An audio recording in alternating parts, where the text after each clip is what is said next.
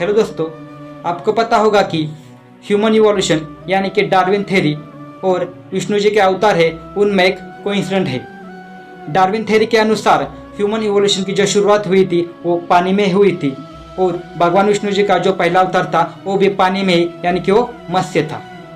Darwin ने कहा था कि जो एक्वेटिक एनिमल है वो धीरे धीरे रेप्टाइल्स बन गए और भगवान विष्णु जी का जो दूसरा अवतार था वो भी एक रेप्टाइल्स यानी कि वो कछुआ यानी कि वो कश्यप था।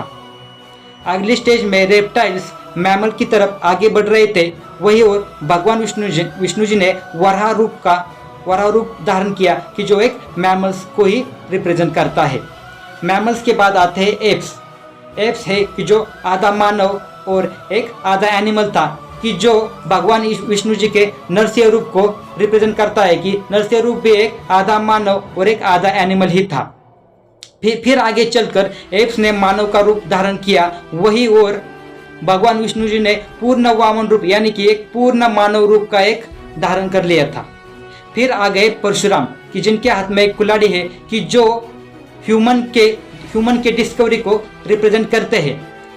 परशुराम के बाद आते हैं राम अवतार कि जो ह्यूमन की सभ्यता को दर्शाते हैं और ह्यूमन की सभ्यता को दिखाते हैं।